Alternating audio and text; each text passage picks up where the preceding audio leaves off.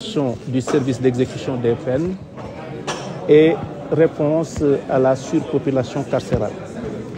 Comme vous le savez donc, chaque année, les procureurs de la République, les procureurs généraux près les cours d'appel du Sénégal se retrouvent avec le garde des Sceaux, ministre de la Justice, ainsi que le directeur des affaires criminelles et des grâces qui en est le maître d'œuvre, et l'ensemble des directeurs du ministère de la Justice pour réfléchir sur un thème d'actualité résultant justement de l'examen du fonctionnement de nos juridictions.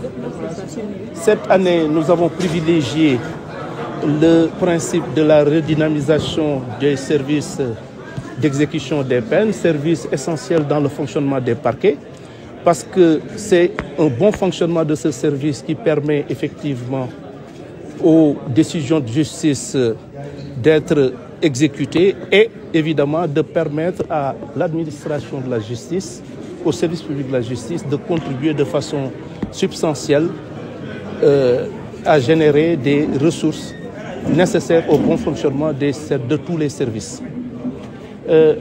Évidemment, il y a par ailleurs la réponse au problème de la surpopulation carcérale, qui est un problème réel, parce que comme on l'a déjà dit, cette population croît de façon inquiétante et il est tout à fait normal, il est tout à fait impératif même de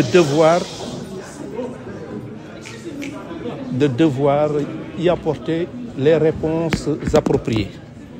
Et c'est pour moi le lieu de féliciter tous les procureurs de la République qui, au quotidien, abattent un travail extrêmement important dans le cadre de la préservation de l'ordre public et dans le cadre du bon fonctionnement du service public de la justice qui est essentiel pour le développement économique et social. Je vous remercie donc d'avoir bien voulu quand même venir couvrir cet événement essentiel dans la vie du ministère public. Monsieur le ministre, vous savez, moi je ne vais pas entrer dans ces considérations. Nous sommes dans le cadre d'une procédure pénale. Vous le savez, la procédure dont vous parlez résulte d'un rapport de la CENTIF. Vous savez, les rapports de la CENTIF sont remis directement au procureur de la République. Directement.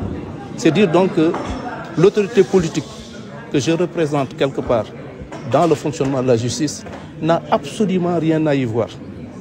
Et au terme de la loi de 2004 sur le blanchiment des capitaux, le procureur de la République a l'obligation légale de saisir immédiatement le juge d'instruction.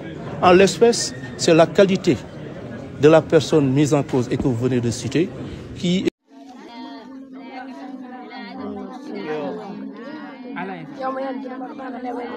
xool leen li ngeen di jàng xool leen li ngeen di jàng